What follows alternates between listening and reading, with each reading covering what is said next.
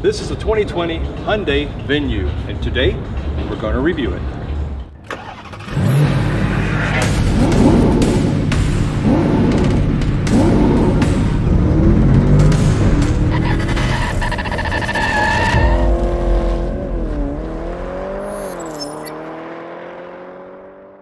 Hey folks, I'm Rob.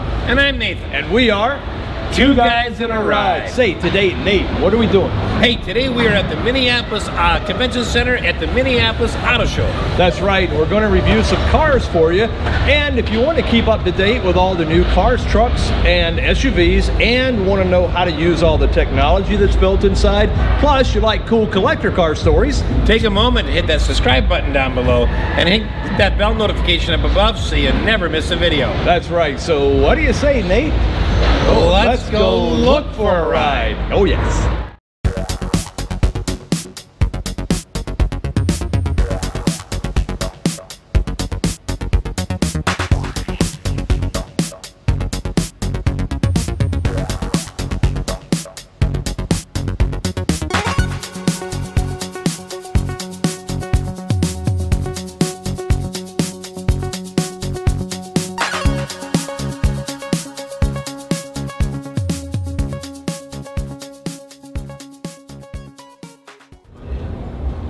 Unapologetically small, agile, and not fragile. The first ever Venue shoulders its way to the front of the line. Chiseled angles and fresh style. Tech that's got people talking, and safety that checks all the boxes. Venue brings them all together with city smarts and can-do attitude. This is a 2020 Hyundai Venue. Starting at $16,850 for the SE, the SEL $18,750, and the Denim, as we see here, $21,550. Now, it's powered by a 1.6 liter four-cylinder engine producing 121 horsepower and 113 pound-foot of torque. This is a front-wheel drive SUV with intelligent variable transmission. It does also have a drive select that lets you choose normal, sport, or snow mode. So when the slippery stuff starts coming down, as it does quite often here in Minnesota, choose the snow mode with advanced traction control for optimized driving in bad weather. Now out front you see the Projector LED headlights. It also has LED low beam headlights, LED daytime running lights as well, and you see the signature LED there. This also does have a chrome front grille and body colored bumper. Along the side there are 17-inch alloy wheels, and these are wrapped in P205 55 R17 all-season tires. There are front and rear disc brakes with ABS with electronic brake force distribution. Now, the front suspension is McPherson strut with coil springs and gas pressurized shocks. Out back, you have a coupled torsion bar axle with twin tube shocks. Let's take a look at the side view. Okay, and you can see with the Denim edition, you get the contrasting white roof and select trim pieces. This is also the exclusive Denim exterior colors. And you do have the roof rack side rails. There is a dual heated and power adjustable roof colored outside mirrors, so they match the highlights of the white.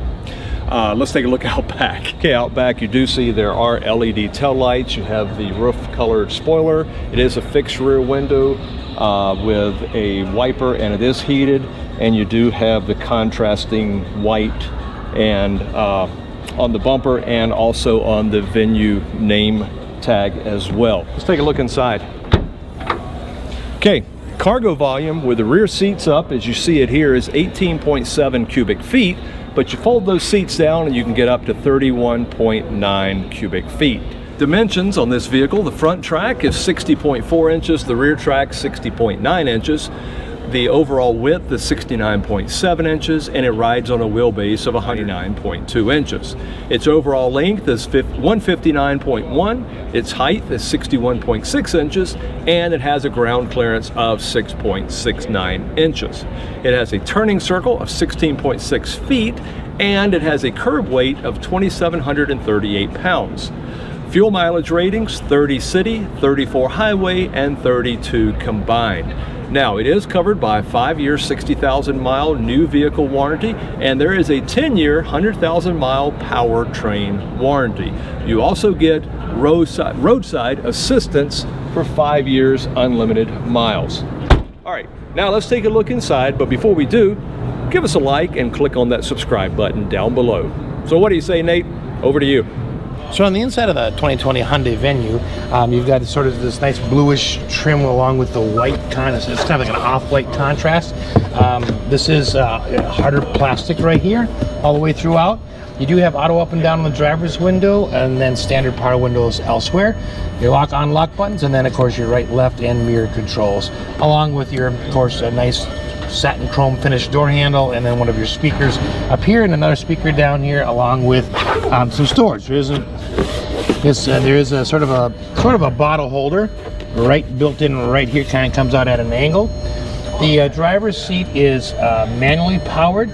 You can adjust it forward, backwards, up, down, or tilt the back. Okay? And that same theme, that blue and white theme, continues on the inside. It has a manual tilt and telescoping wheel. You do have your controls for your dashboard lights. You have your lane keeping centering assist right here, and then traction control on or off. All right, let's step inside and take a look.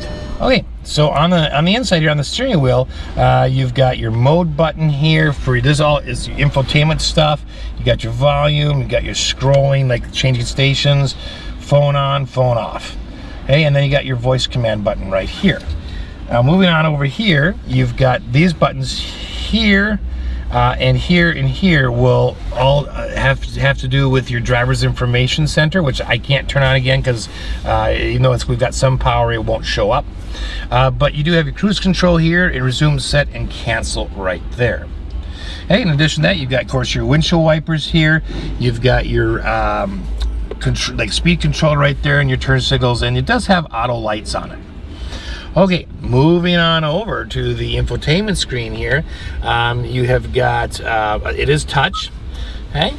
And you have got physical buttons down here, so you've got radio, media, favorites, seek, track, map, navigation, and setup.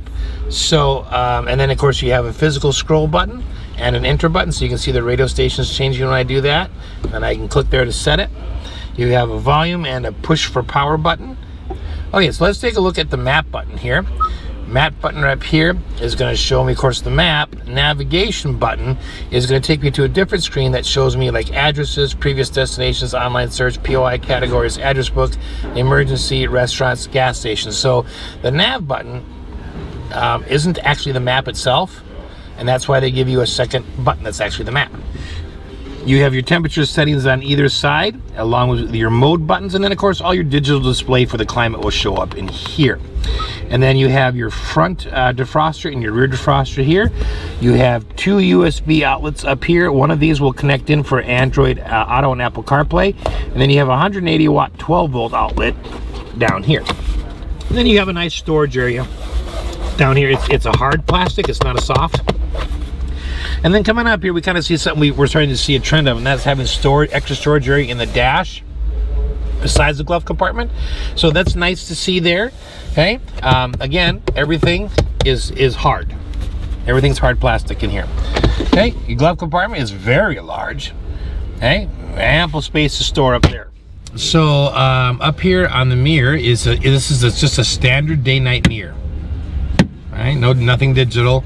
Up here, of course, you got your dome light switches, and then up here you've got some of your other safety switches right up here. There's your SOS button.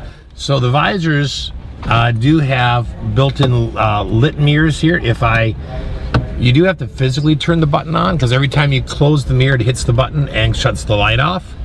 It's kind of a manual shut off, but they are telescoping as well. Okay, so behind the storage area here, you got a traditional shifter here. Once you come down into drive and move it over to the left, you have a sort of a Tiptronic plus and minus shifting. You do have heated seats in the front on both sides, 3-stage, and then this is your drive mode selector right here, which you can just twist back and forth to change the different driving modes. All right, let's hop in the back and take a look. All right, so stepping into the second row, you've got the same color scheme continuing. You got your power window switch. You do have a bottle holder right here along with your door handle. And then in the seats here, let me hop in. Driver's seat is set where I had it. So I do have room. I have about an inch of space between my knees and the seat where it was set. And then I have a couple inches of headroom space, so that's really nice. Back here is just kind of a plain back. There's no auxiliary USBs or 12-volt outlets or anything. But it's really comfortable. You do have one seat pocket storage right here in the form of a neck pocket. Otherwise, you know, be comfortable for an adult back here. Right. Thanks for watching.